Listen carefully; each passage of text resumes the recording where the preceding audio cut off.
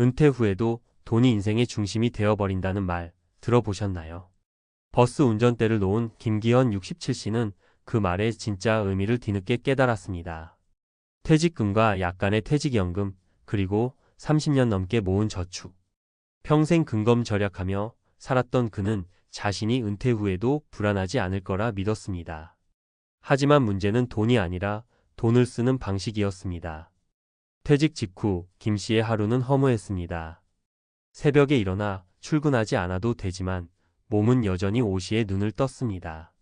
버스가 아닌 집 안 거실을 오가며 괜히 텔레비전을 켜놓고 시간을 보냈죠. 한 달에 한 번 들어오는 국민연금 110만 원, 퇴직금 일부를 정기예금으로 묶어두었고 생활비는 예금 이자와 약간의 적금 해지금으로 충당했습니다. 하지만 문제는 금리가 아니었습니다. 한 달이 지나면 통장에 남는 돈이 없었습니다. 외식 한 번, 손주에게 용돈 한 번 주고 나면 계획은 무너졌고 그때마다 내가 버스 몰며 벌던 시절엔 이 정도는 아무것도 아니었는데 하는 말이 입에서 나왔습니다. 그의 아내는 이런 말을 했습니다. 우린 돈을 벌던 습관 그대로 쓰고 있어요. 근데 이젠 수입이 없잖아요. 맞습니다. 김 씨 부부는 여전히 현역 시절의 소비 패턴으로 살고 있었습니다. 월급이 들어올 때는 다음 달을 믿을 수 있었지만 은퇴 후엔 모든 게 내 통장에서 빠져나가는 구조로 바뀐 겁니다.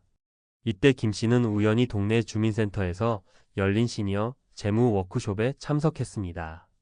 거기서 강사가 던진 한 문장이 인생을 바꿨습니다. 은퇴 후엔 돈을 관리하는 게 아니라 돈의 흐름을 재설계해야 합니다. 그 말이 처음엔 어려웠지만 그는 직접 가계부를 다시 쓰기 시작했습니다. 수입은 연금 110만 원, 배당금 30만 원, 예금 이자 10만 원, 총 150만 원. 지출은 식비 60만 원, 공과금 20만 원, 교통비 10만 원, 의료비 10만 원, 여가비 10만 원, 비정기 지출 20만 원. 합계 130만 원. 남는 20만 원을 비상예비비로 따로 분류했습니다. 이 단순한 구조를 매달 반복하자 놀랍게도 불안이 줄었습니다. 이전에는 통장에서 빠져나가는 돈만 보며 또 줄었네라고 느꼈지만 이제는 남는 구조를 시각적으로 확인하게 된 겁니다. 그는 그제야 돈이 나를 통제하는 게 아니라 내가 돈을 통제한다는 감각을 되찾았습니다. 그의 변화는 숫자만이 아니었습니다. 예전엔 통장 잔액을 볼 때마다 한숨을 쉬었지만 이제는 다음 달도 이렇게 살면 된다는 안정감을 느꼈습니다. 아내도 말했습니다. 이젠 싸우는 일이 줄었어요. 돈 걱정이 줄면 대화도 부드러워지더라고요. 전문가들은 이런 사례를 심리적 현금 흐름 안정화라고 부릅니다. 은퇴 후 가장 흔한 실수는 돈이 줄어드는 불안감을 막기 위해 과도하게 아끼거나 반대로 지금이라도 즐기자는 마음으로 쓰는 패턴입니다. 두 극단 모두 결국 불안으로 이어집니다. 반면 김 씨처럼 수익 구조를 작게라도 세분화하고 매달 일정 비율로 배분하는 사람은 안정감을 느끼며 지속 가능한 소비를 이어갈 가능성이 높습니다. 김 씨는 이 경험을 통해 한 가지를 더 깨달았습니다. 돈을 모을 땐 목표가 있었는데 쓰기 시작하니까 목표가 사라졌어요. 근데 이제는 다시 생겼습니다. 돈이 아니라 삶의 흐름이 목표가 된 거예요. 그의 말처럼 은퇴 후 재정은 단순한 숫자 관리가 아니라 삶의 리듬입니다. 현역 시절엔 수입이 중심이었지만 은퇴 후엔 지출의 질이 중심이 됩니다. 무엇을 위해 누구와 어떤 마음으로 돈을 쓰느냐가 인생의 만족도를 결정합니다. 김 씨는 이제 매달 20만 원의 예비비 중 일부를 지역 복지관의 기타 교실 수강료로 씁니다. 버스 대신 기타를 잡는 손. 그는 말합니다. 이젠 돈이 줄어들어도 마음이 편해요. 왜냐면 내가 왜 쓰는지 알거든요. 이 이야기는 단순히 한 버스 기사의 재정관리 성공담이 아닙니다. 은퇴 후 자금 관리의 본질은 줄이는 것이 아니라 흐름을 바꾸는 것입니다. 한 달의 소비를 숫자가 아닌 방향으로 설계할 때 삶은 다시 편안해집니다. 돈은 여전히 적지만 불안은 사라지고 남은 인생의 리듬이 되살아납니다. 마지막으로 전문가로서 이렇게 말씀드리고 싶습니다. 은퇴 후 재정이란 결국 자기 자신과의 협상입니다. 이 돈으로 내가 어떤 삶을 만들 것인가 매달 묻고 답하는 과정이죠. 그 질문에 진심으로 답하기 시작할 때 돈은 다시 삶의 도구가 됩니다. 그리고 그때부터 진짜 의미의 편안한 노후가 시작됩니다. 퇴직 후의 삶은 생각보다 단순하지 않다. 버스 운전대를 잡던 시절 매일 정해진 노선과 시간표 안에서 살던 김기현 씨는 세상이 정해준 리듬에 맞춰 살아왔다. 새벽에 일어나 출근하고 정해진 시간에 식사하고 목적지를 향해 달리며 하루를 채웠다. 그런데 은퇴 후 그 리듬이 사라지자 하루의 흐름뿐 아니라 돈의 흐름까지 엉키기 시작했다. 퇴직금으로 받은 9천만 원, 국민연금 110만 원, 퇴직연금 60만 원이 매달 들어오지만 그 돈은 어느새 방향 없이 흘러나갔다. 현역 시절의 습관은 그대로 남아 있었고 이번 달만 좀 써보자는 말이 어느새 다음 달엔 줄이자는 후회로 이어졌다. 돈이 줄어드는 불안은 점점 마음을 잠식했다. 그 불안의 근원은 돈이 아니라 방향 없는 소비였다. 그러던 어느 날 김 씨는 주민센터에서 열린 시니어 자산관리 특강을 들었다. 강사는 은퇴 후엔 자산이 아니라 현금 흐름을 설계해야 한다고 말했다.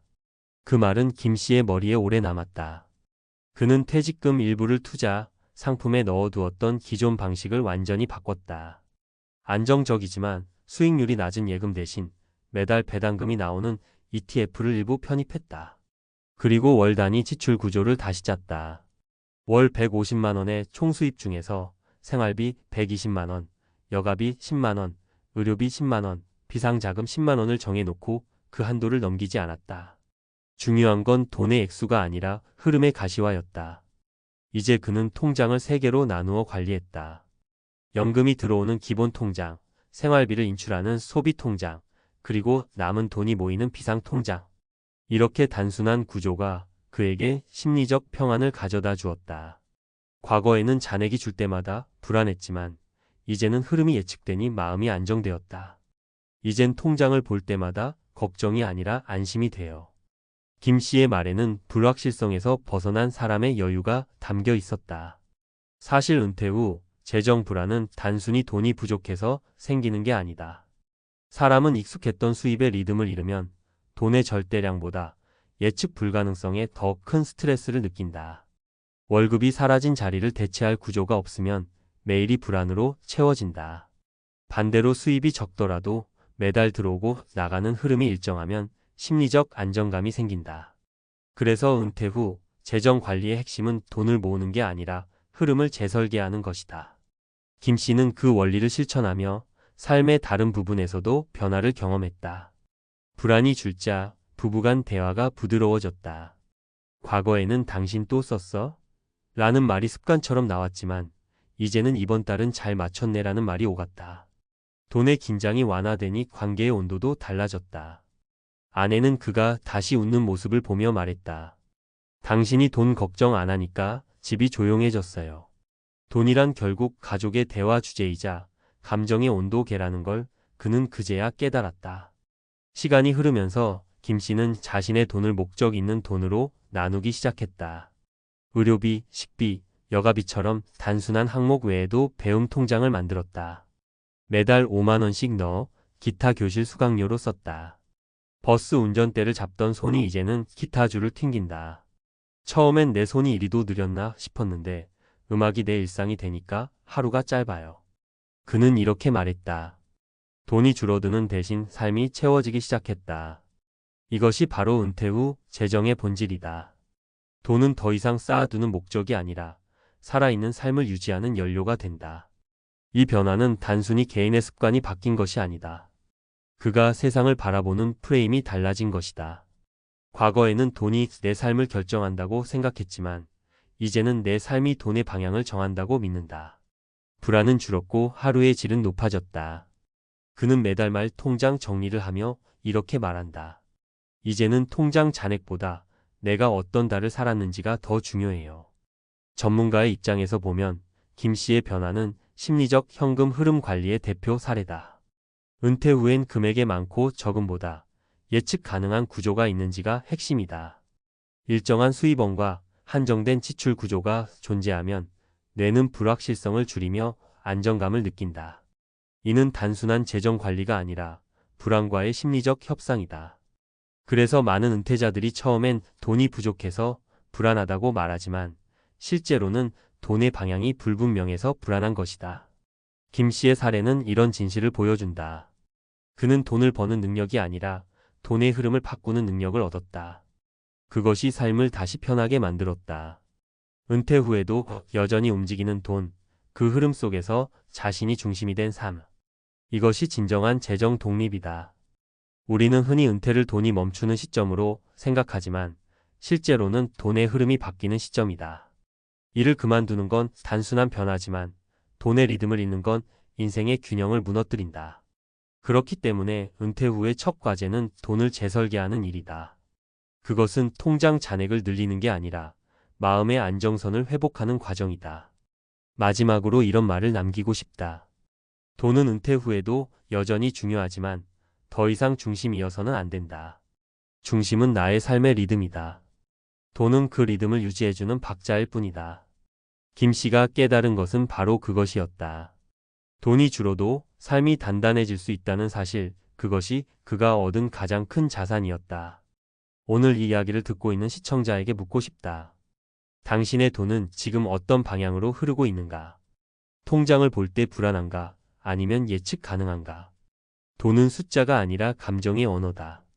그 언어를 통제할 수 있을 때 우리는 진짜로 편안해진다. 결국 은퇴 후 인생의 편안함은 돈의 크기가 아니라 흐름의 질에서 온다.